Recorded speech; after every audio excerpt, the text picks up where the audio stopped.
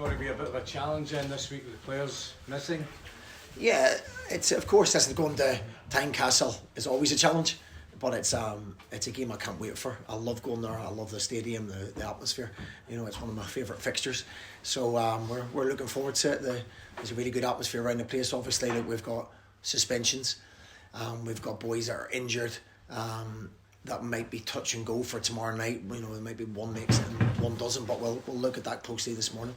But we'll still put out a very competitive team, in my opinion. Is the touch and go you're referring to strain, is it? Yeah, you know, Rand's obviously came off after 20 minutes, so we thought he'd be 100% ruled out, but we'll have a look at him. He's done nothing really up until today, so we'll have a look at him. We'll have a look at Declan Gallagher and see where he is. It may just be a little bit too soon. Richard Tate has trained, but he's only trained 2 or 3 days. So again, we'll assess all these players and see where we are come Friday. That's some senior players we could be missing out. Yeah, we've got obviously Marcus Fraser suspended, Charles Dunn suspended, and Ethan Urahan suspended. So you don't want too many more injuries on top of that there. But you know, we're not in the habit of making excuses. We've got a squad that's competitive, and it gives other people opportunities. Is that something, Stephen, you've had to say to your players this week about that's 3 games in a row and red cards? Yeah, look, it's, you know, some of it's self-inflicted as well, you know, so it's something that if you're in control of something, then you have to try and affect that. And you know, the 2 sendings off, we can't really argue with them, you know, and there wasn't a lot of intent in any of it, but it's hard to argue. There's no way we would appeal it because you wouldn't win it, and you have to accept your punishment and learn from that. It'd be nice to finish the game with 11 men, 100%. It certainly makes life easier for everybody, and you just have to be a little bit more careful now with what you do. You're telling them that?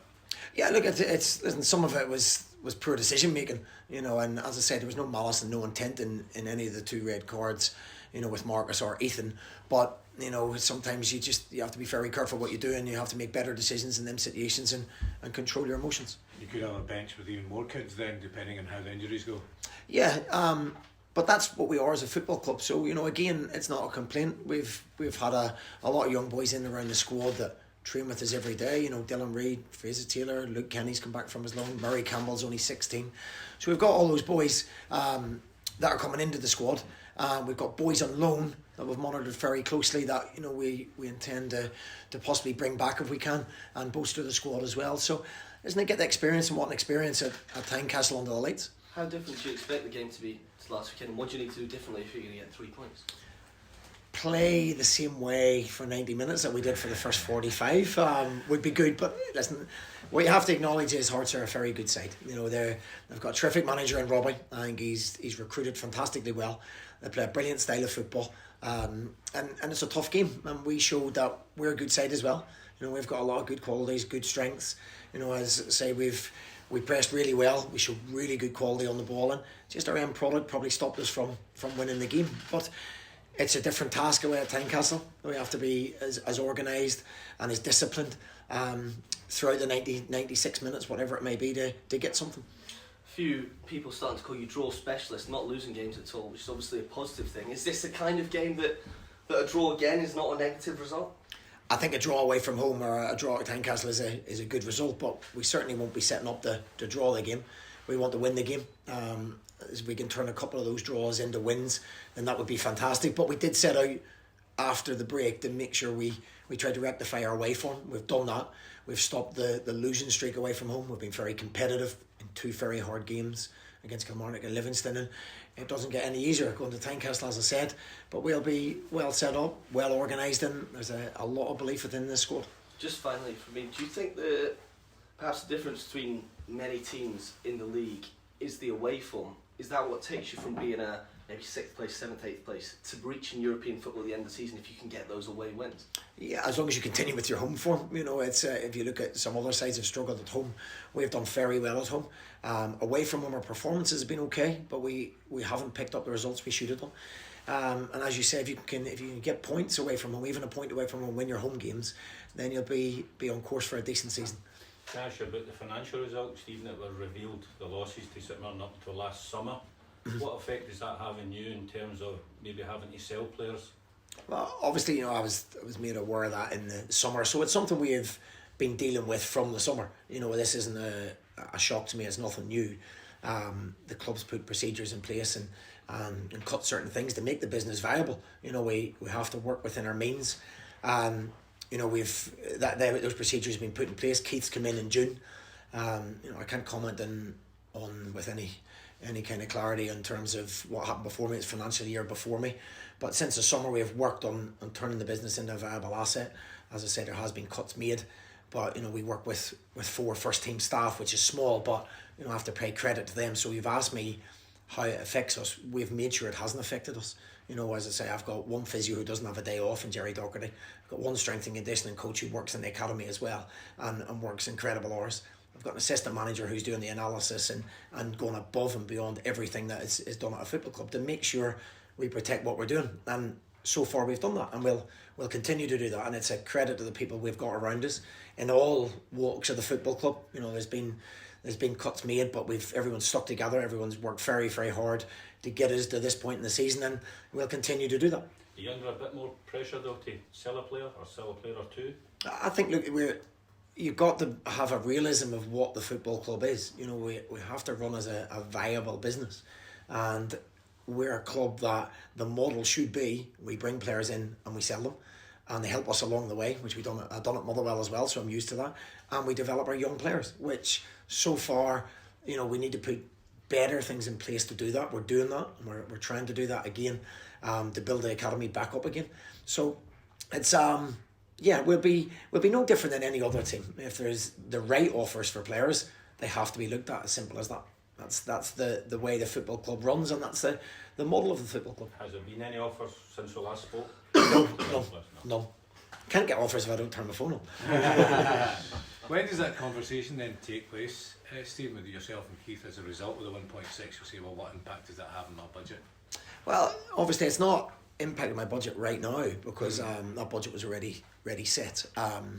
Obviously we've got to be prudent, and we have been prudent since the summer. As I say, there's been lots of structures put in place that weren't here previously, and we're trying to get that stage where we make the business viable, and it has to be. We can't overspend. We can't go and do things that we shouldn't do. We've 3,000-4,000 season ticket holders, and we have to work within those parameters, and we're working it well. And the conversations will come, no doubt, and you accept that, you deal with it.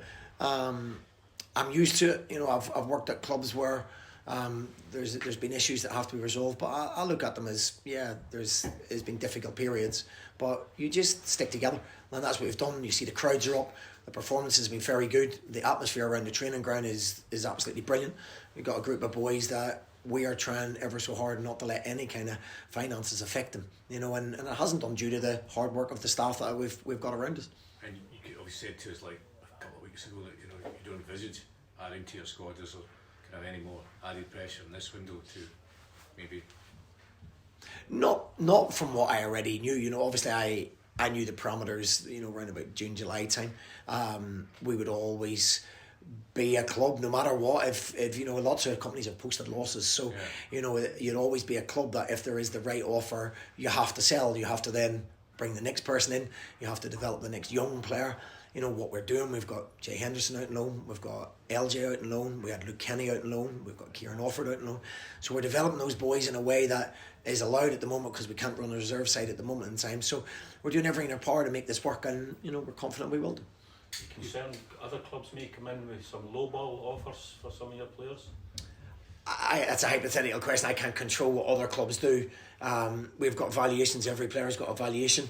And the club will be strong in that as well. It's a case of getting value for money, and then you go from there. It's difficult because you have to be reactive. So usually with my recruitment, as we've seen over the summer, we were well prepared for that. We had a lot of things and structures in place, a lot of conversations. If this happens, we do that. If that happens, we do that.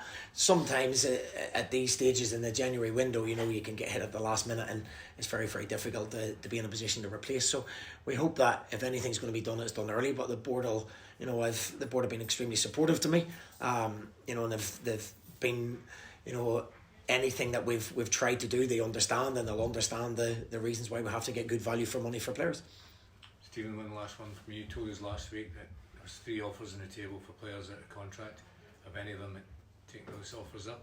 Not yet, but we're hoping to, and that's obviously I knew the parameters we were working under, and it's very, very important that we don't add any more money to the current budget, but we secure very good players, in my opinion, for next season, so we're not building from scratch, that we're maybe adding 4 and 5 players to that. So we're hoping to have some positive answers by the end of this week, middle of next week, in terms of players re-signing, and you know, the negotiations are going quite well. Any more than the 3 that you've given offers to?